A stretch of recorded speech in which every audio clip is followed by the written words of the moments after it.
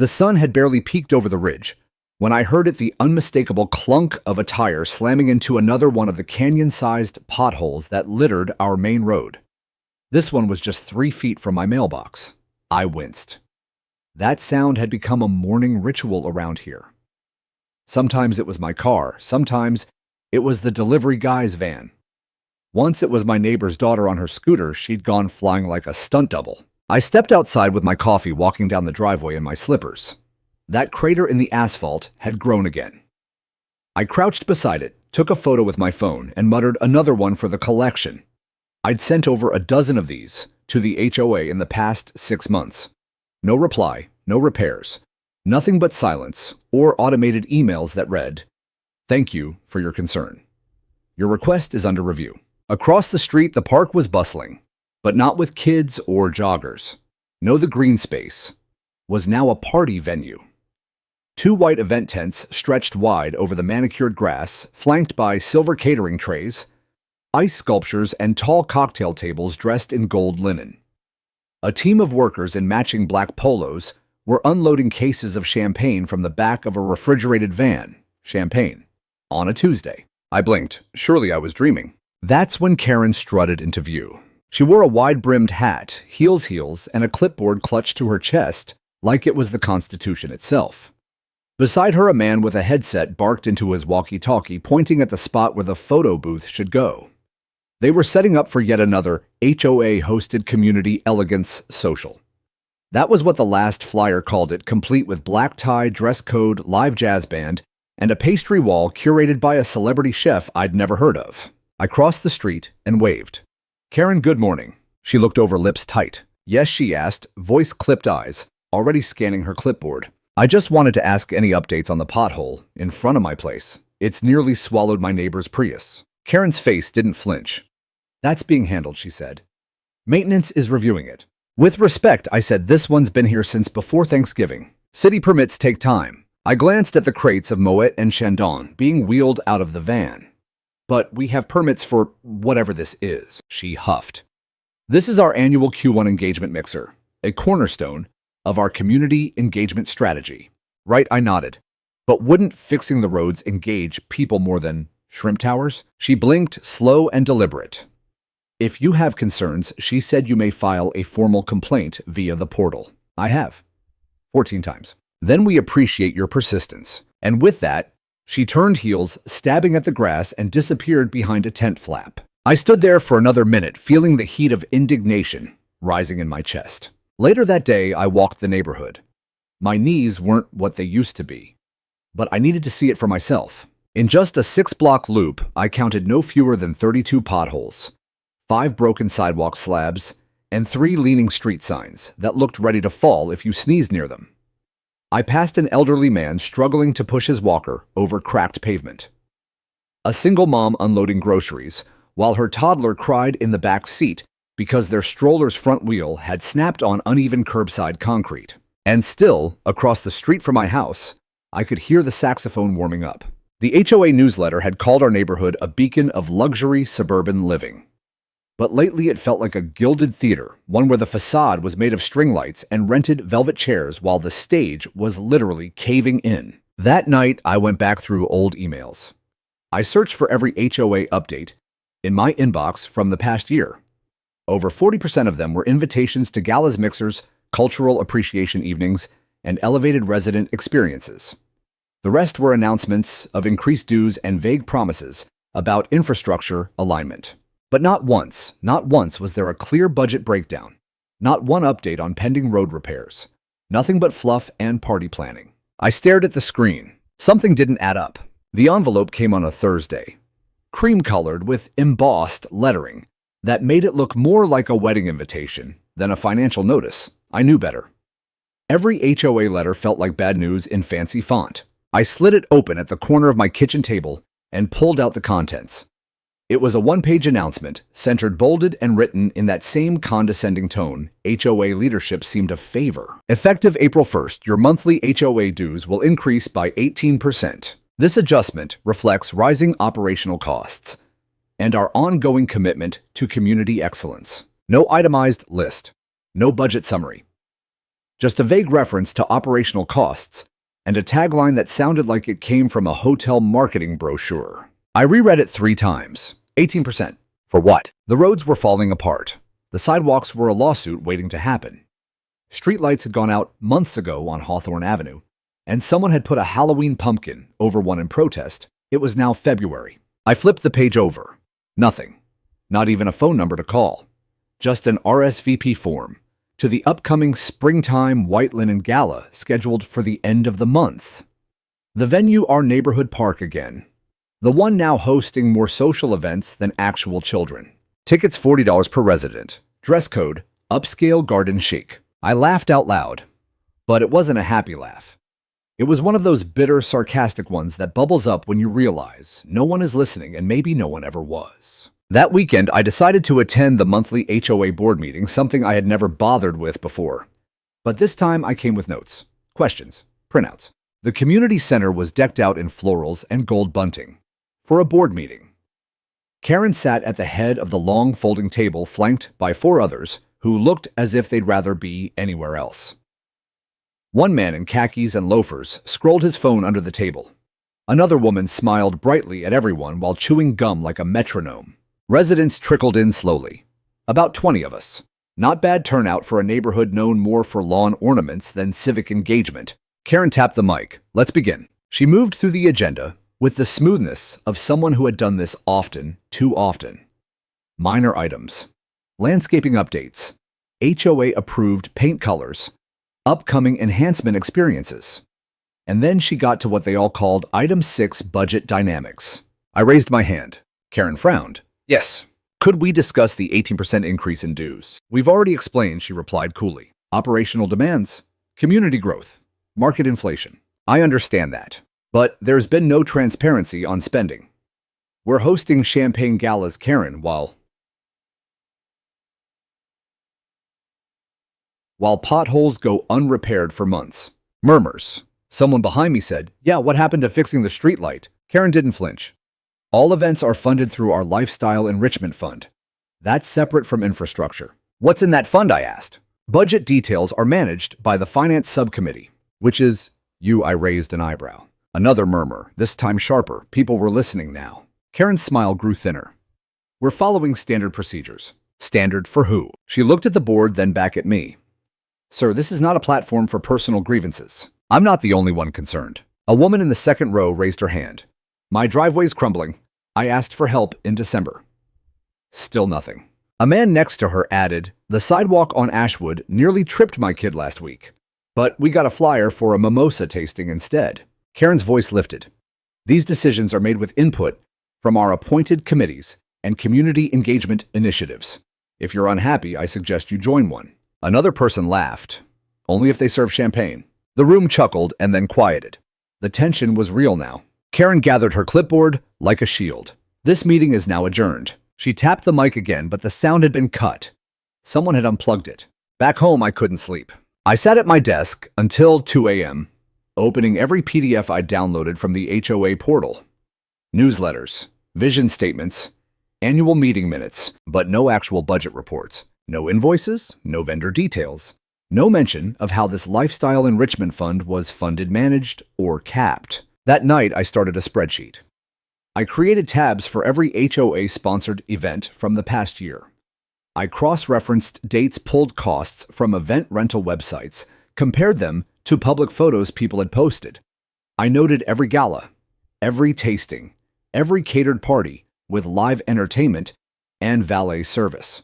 By the end of the week, I had a rough estimate over $50,000 in party spending, and our roads were still crumbling. It didn't take long for the mail to come again. Another white envelope. Another cream card. This one had gold foil trim and a wax seal pressed with a fleur-de-lis. You'd think the Queen herself was hosting tea in the cul-de-sac. But no, it was the official invitation to the Springtime White Linen Gala. The same one listed in the dues hike notice. It was scheduled for the following Saturday, and the wording was more absurd than I expected. Join us for an enchanting evening under the stars with handcrafted cocktails, live jazz, hors d'oeuvres curated by Chef Laurent, and a champagne toast at dusk, all in celebration of our thriving community. I set it next to a photo I'd taken the day before the storm drain. in front of my house rusted through, and surrounded by a sinkhole the size of a small armchair. I'd emailed the HOA maintenance portal about it 3 times. No response. But here was my RSVP card hand-delivered and styled like a wedding invitation. I didn't know whether to laugh or throw it in the fire pit. On Thursday morning, I saw them setting up. A rental truck backed into the park lawn, the only open green space in the entire subdivision. Out came white tents, floral garlands, ice sculptures.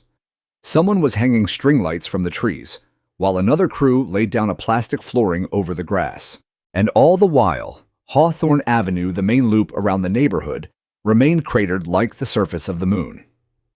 I counted at least 22 visible potholes just from one walk around the block. I pulled out my phone and started recording. Saturday's menu I narrated features fresh lobster truffle risotto and $400 champagne, but if you're lucky, you might avoid snapping your axle on the way there. I posted the video to the neighborhood's Facebook group.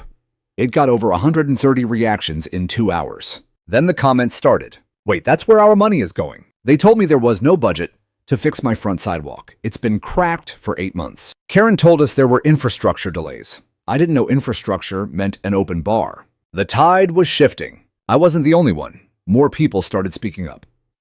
Jill from Sycamore Lane posted a picture of her daughter's scraped knees after tripping on a broken curb. Marcus shared a photo of his flooded driveway after the HOA failed to unclog the shared gutter line.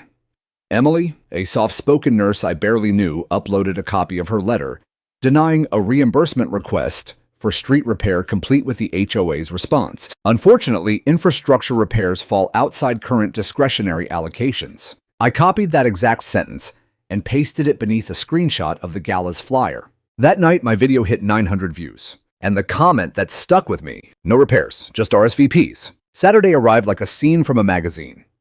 Residents showed up in linen pearls and pastel sports jackets. Golf carts lined the sidewalks like limousines. There was valet parking for a suburban gala. I didn't attend.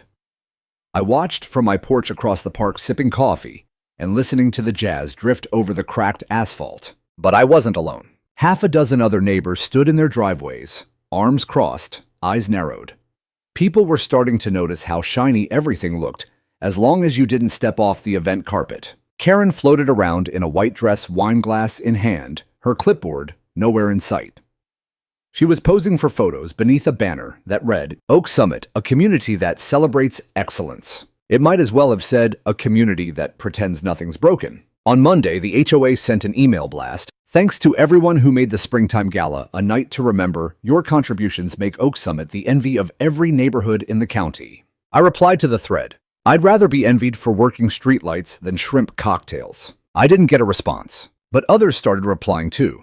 Some publicly, some privately. One neighbor, Mark, a structural engineer, offered to do a free evaluation of road conditions for the board. No response. A teacher down the street emailed them a petition for infrastructure prioritization. It was marked received but never acknowledged. And still the potholes grew. I decided it was time to escalate. Not with more emails, not with more polite suggestions. It was time to see where the money was really going. I started at the county records office. Tucked behind the DMV and next to a half-vacant strip mall, the place was quieter than I expected. Just one clerk behind a scratched glass counter and a row of filing cabinets that smelled faintly of dust and toner. I introduced myself, explained that I was researching my HOA's finances for transparency purposes, and asked if public filings existed for Oak Summit's annual budgets. The clerk, a soft-spoken woman in her 50s, nodded and returned a few minutes later with a USB drive and a stack of printed reports. All public HOAs have to file their budget summaries if they're incorporated through the county, she said. This one files quarterly. I thanked her, returned home, and plugged the USB into my laptop. The PDFs loaded slowly. One by one, I opened them, each marked with titles like Quarterly Expenditure Summary or Annual Community Engagement Report. The numbers hit like a hammer. In the past year alone, over $50,000 had been spent on events and social cohesion initiatives. That included $1,200 for seasonal decor and ambiance, $9,250 for culinary experience and beverage partnerships, $6,600 for live entertainment and staging, $3,700 for community branding photography. Meanwhile, under infrastructure and road maintenance, only $1,300 had been allocated, the bulk of which went toward temporary signage, not actual repairs. I stared at the screen, stunned. They'd spent more money on ice sculptures than on fixing the roads we all drove on. I emailed the board with the documents attached. Subject: budget misalignment, urgent concern. In the body, I included bullet points of the disparities, screenshots of potholes, and a screenshot from the most recent gala invitation. I asked a simple question: what justification does the board offer for this level of spending on aesthetics and entertainment while our infrastructure crumbles? Hours passed. Then a reply, not from Karen, but from someone named Patrick Vega, the HOA treasurer. We appreciate your concern. Please note that all expenditures are approved via majority vote and are in alignment with our mission of fostering community vibrancy. Maintenance concerns are being addressed as resources allow. That was it, a brush off. But I had what I needed, proof that the priorities were cosmetic, not structural. I wasn't done. I printed the documents, made 20 copies, and went door to door over the weekend. I handed out packets to neighbors I knew, and some I didn't, the ones who usually nodded politely but never said much. Most took the packet with wide eyes. A few started reading right there on the porch. I watched their expressions shift: confusion, disbelief, anger. That night, I posted the same documents to the neighborhood's Facebook group. The reaction was swift. They spent $4K on twinkle lights but wouldn't pay $500 to patch Sycamore Road. This is fraud. I'm calling the County Board of Oversight. Karen needs to resign. Yesterday. Let's vote them all out. We deserve better. 2 days later, Karen sent an official message to the community. We are aware of recent misinformation circulating online. Please remember that HOA boards are volunteer positions, and attacks on board members are discouraged. Expenditures were approved through the standard voting process. A community meeting will be scheduled soon to address concerns. But no one was buying it anymore. People had seen the receipts, and for the first time, they weren't afraid to speak up. The next morning, I found something tucked under my doormat, a handwritten note. Thank you for speaking out. We've been scared to say anything. Let us know how we can help. No name. Just solidarity. That night, I met with 6 other neighbors in Mark's garage. We formed a working group, our own grassroots audit committee. We weren't trying to start a war. We just wanted truth, fairness, and safe streets. And maybe, just maybe, a little justice. The emergency community meeting was scheduled for Thursday evening. Not in the HOA clubhouse, which had mysteriously closed for plumbing repairs the day prior, but in the cafeteria of the local elementary school. The irony wasn't lost on any of us. We were gathering in a public building because the private one funded by our dues was suddenly unavailable. The fluorescent lights buzzed overhead as rows of plastic chairs filled with residents. Old couples, young parents, teens playing on phones. People I'd passed for years without a word were now nodding in acknowledgement. The air was thick, not angry, not yet, but expectant. Like something long held back was about to break free. Karen arrived late. She strode in wearing a pale yellow pantsuit, the kind that says country club casual, flanked by 2 other board members who looked like they'd rather be anywhere else. She carried her clipboard, always the clipboard, and offered a tight smile as she took her seat at the folding table in front. Patrick Vega, the treasurer who'd emailed me that canned response, tapped the mic. Thank you, neighbors, for attending. We know there have been concerns voiced recently, and we're here to address them transparently. I held up the packet of documents again and raised my hand. Patrick sighed. Let's allow the board to present first, please. Karen stood. Let me begin by reminding everyone that all expenditures have followed legal protocols. The gala, the seasonal events, the community enhancements, all were approved through board voting and outlined in our quarterly reports, which are publicly filed. But ignored, someone called out. No one reads 30-page PDFs, Karen. She tried to continue, but murmurs turned to voices to frustration. Where's the road repair? My kid twisted her ankle on the sidewalk. You said there was no budget. I waited until the voices quieted, then stood and walked to the mic positioned for resident comments. I spoke slowly. No one is questioning whether events bring joy, but joy can't drive over a pothole. Joy doesn't fix a broken curb or stop a wheelchair from tipping into a cracked drainage trench. I held up a color print of the budget breakdown. Over $50,000 on parties, less than $1,500 on infrastructure. That's not negligence. That's a statement of values. Silence. Karen tried to counter, but her voice cracked.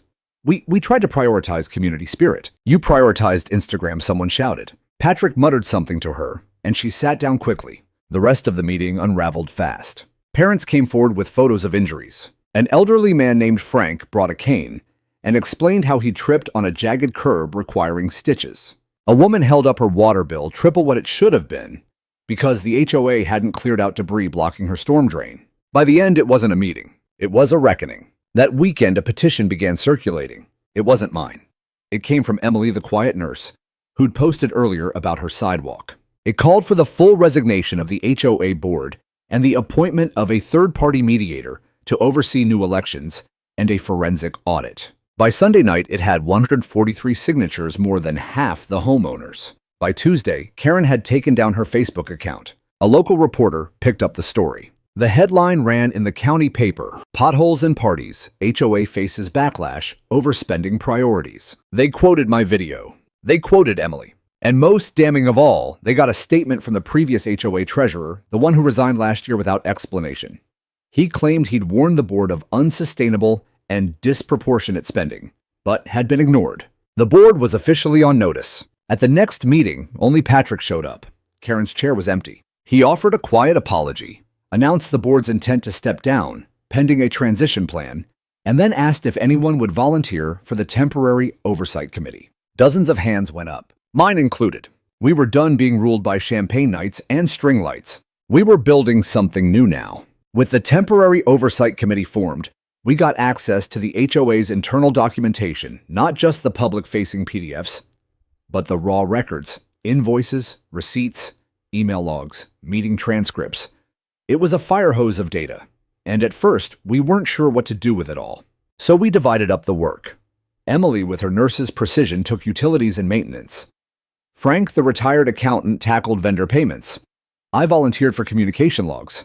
What I found made my stomach twist. The gala had cost even more than reported. Invoices showed last-minute luxury rentals, silk-draped archways, custom light, shows a mobile oyster bar. There were payouts to an event consultant who turned out to be Karen's niece and a beverage supplier who had the same last name as Patrick Vega. Worse, several residents had been billed additional miscellaneous fees without explanation, lumped in with their annual dues. Some were labeled special assessment for landscape revival, but the landscaping company on the invoice, non-existent. No tax ID, no city license, just a P.O. box. We cross-checked a dozen of them. They were shell vendors. Money had been funneled, and it had vanished into the mist. I met Emily on her porch the following evening. "Take a look at this," I said, laying out the highlighted spreadsheet. She scanned it, her brow furrowed. "They invented fake vendors." I nodded, and made the community pay for it. We sat in silence for a while. Then Emily whispered something I hadn't expected. "I think this went beyond bad priorities. I think it was theft." The word hung in the air like smoke. We called a special meeting of the Oversight Committee. It was no longer just about bad decision-making. We were staring down the barrel of fraud. We voted unanimously to hire an external forensic auditor and to freeze all non-essential spending immediately.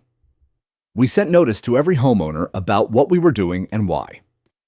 The transparency had a strange effect. Instead of panic, people felt relief. For the first time, they were being told the truth. A week later, the auditor arrived, a stern, steel-eyed woman named Daria from a respected regional firm.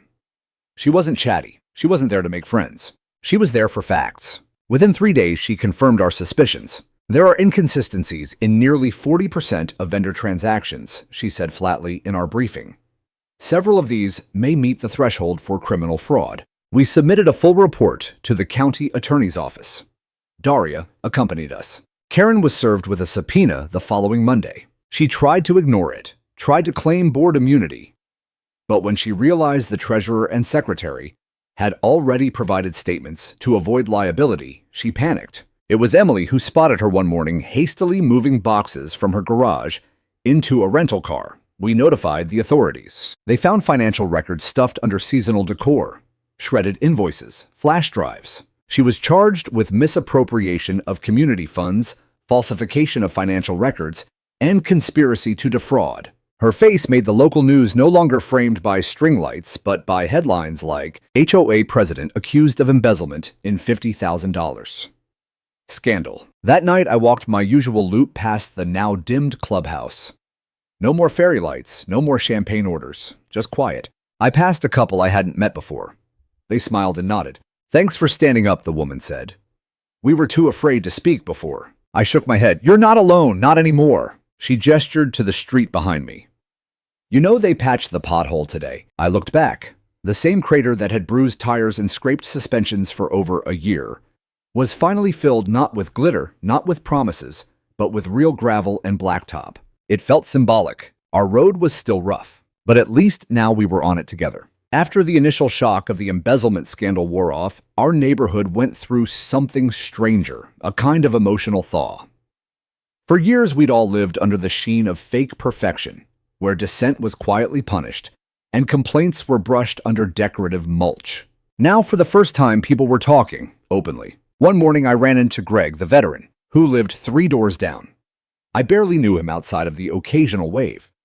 He motioned me over to his garage where a box of crumpled letters sat open.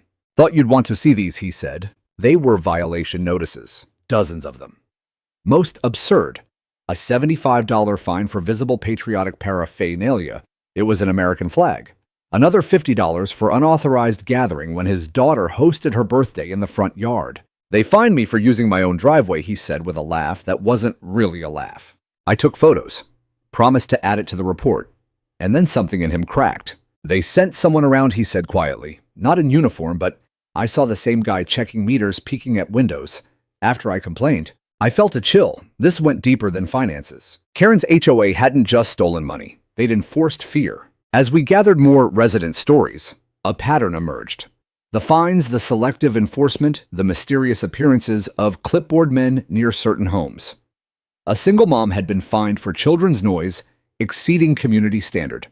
A biracial couple had their porch decorations flagged as inconsistent with neighborhood aesthetic. This wasn't mismanagement. This was targeted abuse. Emily and I sat down with the attorney from the county's Civil Rights Division. She listened quietly, flipping through our growing file. Then she looked up and said, "You don't just have a fraud case. You have a discrimination case, possibly systemic." A civil rights investigation was opened the following week, federal. Suddenly, the HOA scandal wasn't just a local headline. It was state news. HOA board accused of targeted harassment, financial abuse blared across the evening broadcast. Reporters called. Old residents returned to tell their stories. And our little neighborhood, once just a dot on the map, became the cautionary tale of suburbia. Meanwhile, the cleanup had begun. The Temporary Oversight Committee moved to dissolve all old bylaws and reissue a new charter, one based on transparency, equity, and actual legal review. This time, no hidden annexation clauses, no vague language about community aesthetic standards. And for the first time, the charter included protections for residents' rights, freedom of expression, fair warning for violations, and a clear appeals process. A lawyer on the committee helped us draft a Bill of Rights. We called it the Neighbors Pact. It was simple: respect, fairness, safety. No more weaponized regulations. A town hall vote was held. The new charter passed with 94% approval. The following week, elections were held under supervision from a third-party organization. No more whisper campaigns. No more ballots passed under doors. Every vote counted. Every name on the board earned. Greg ran for Community Security Liaison. Emily won a seat on finance. I declined to run but agreed to serve on the ethics review panel. It felt right. The people who once feared speaking up were now leading the very system that once silenced them. We also set up a community restoration fund, not just for damaged sidewalks and overdue plumbing, but for people. A portion of recovered HOA funds was used to cover overcharged fines, to help elderly residents with home repairs, to offer small grants for neighbors starting over. The gala funds had once bought fireworks. Now they bought dignity. One sunny Saturday, a bunch of us gathered in the community park, the one that used to be padlocked, and residents only unless you had an HOA badge. We held a potluck. Kids ran around screaming with joy.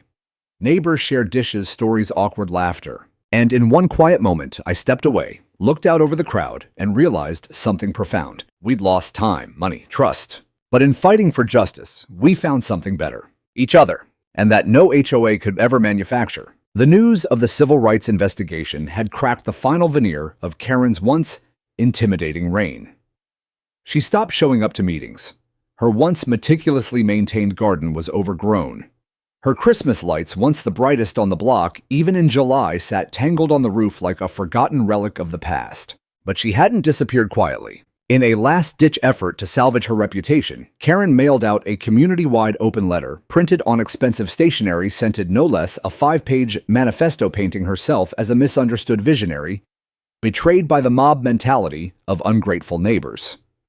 She claimed the parties had uplifted morale, the regulations were misinterpreted, and her volunteer hours should be honored with gratitude, not litigation. I read it twice, then watched Emily rip it up and toss it into her fire pit. We were done with fiction. It was time for the facts. The forensic auditor, Daria, returned with the final report.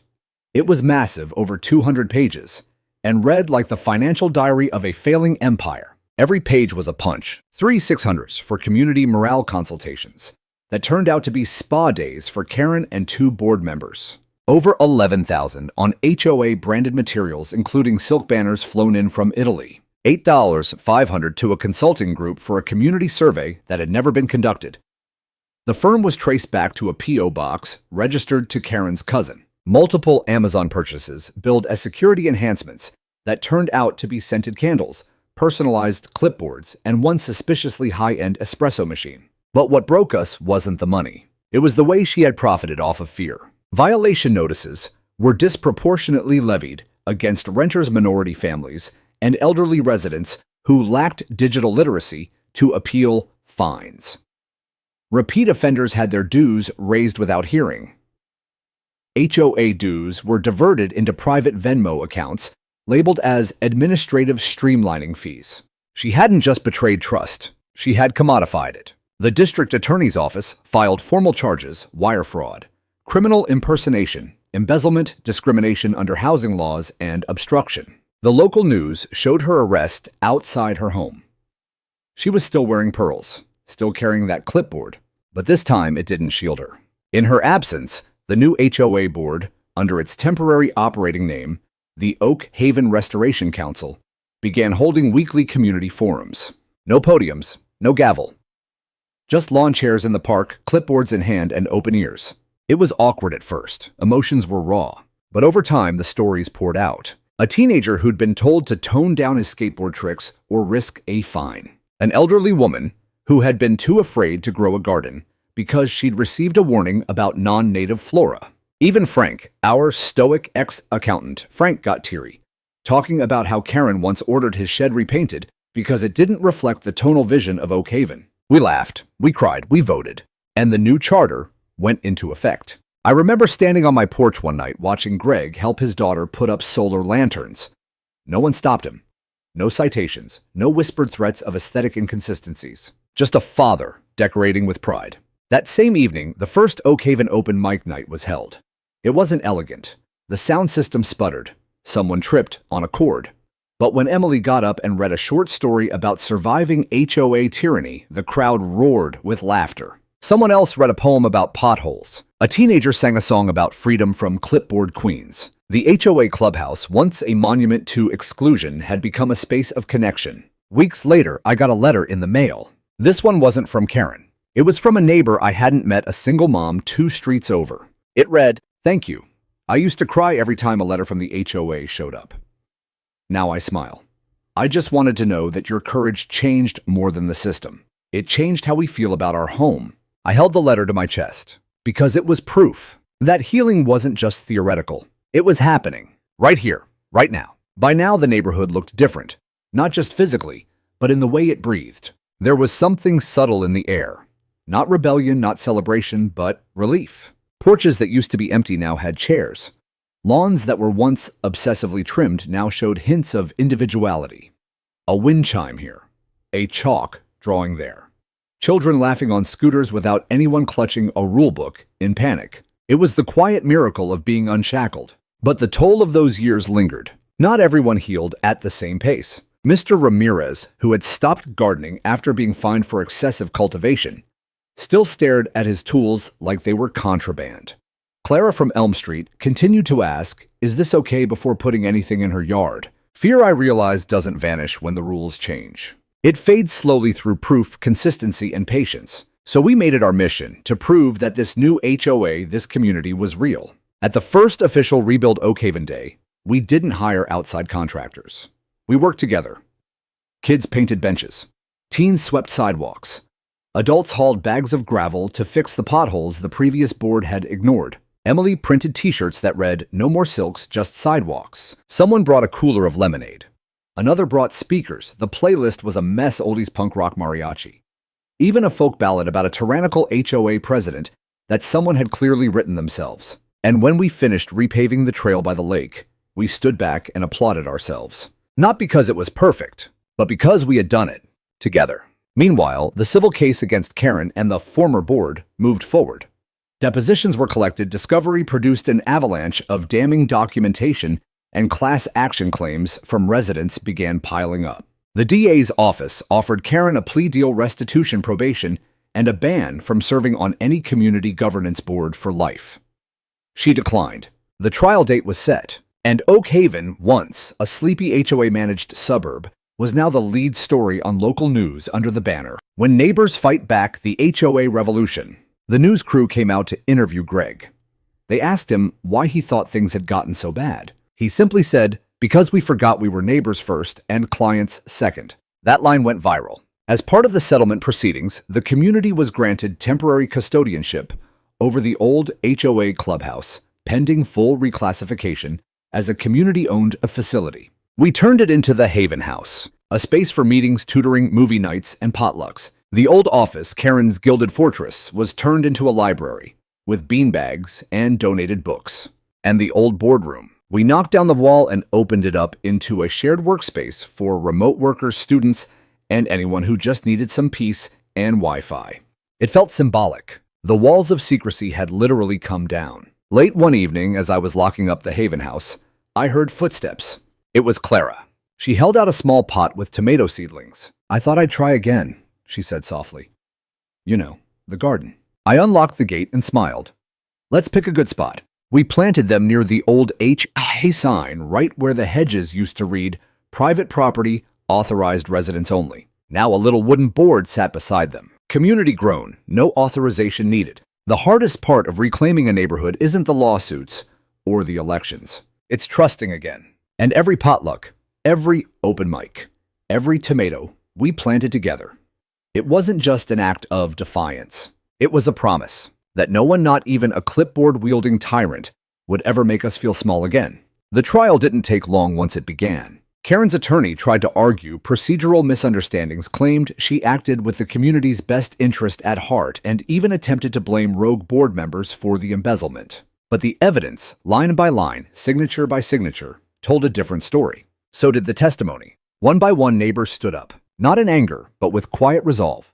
Greg spoke about being threatened with foreclosure for an unapproved mailbox post. Clara detailed the humiliation she felt being cited for her mother's traditional garden. Emily, strong, clear-eyed, read from one of Karen's own letters that suggested property values should be protected from creative expression. Even Mr. Lewis, our oldest resident, made the trip in a wheelchair. He didn't say much, just held up a $1,500 fine notice he'd received for negligent roofing on a home he'd repaired himself after his wife died. The jury didn't deliberate long. Guilty on all counts: wire fraud, falsification of governance documents, misuse of community funds, civil rights interference. The judge sentenced her to 5 years of supervised release restitution, totaling over $300,000, and just as significantly barred her from holding any fiduciary or leadership role in any housing, municipal, or nonprofit organization for life. She didn't look at us when the verdict was read. Her clipboard was gone. But that wasn't the end, because the real justice wasn't in the courtroom. It was what came after. 2 years later, Oak Haven looked nothing like the place where this all started. The roads were no longer crumbling. The potholes were patched not by some city contractor in a tie, but by us. By Greg. By me. By a teenager named Eli who brought his own shovel and asked for nothing in return. The old HOA bylaws had been rewritten not behind closed doors, but during open Saturday sessions in the community park. We called them waffle and law meetings because Emily always brought her waffle maker, and the smell drew out even the shyest neighbors. The new governance charter was only 5 pages long. No legalese, no hidden clauses. Just principles: transparency, inclusion, consent, accountability, community. And right there in the last line, all power granted by this charter can only be sustained through the trust and participation of those it serves. Simple, clear, human. The Haven House became a real haven. We hosted language classes, after-school tutoring support groups for new parents, and town halls. Someone even started yoga among neighbors, which was basically 5 people stretching awkwardly in the parking lot while a retired jazz saxophonist played live. But that's what made it ours. Imperfect, beautiful, alive. One night I stood under the old oak tree near the lake. The wind rustled through its leaves.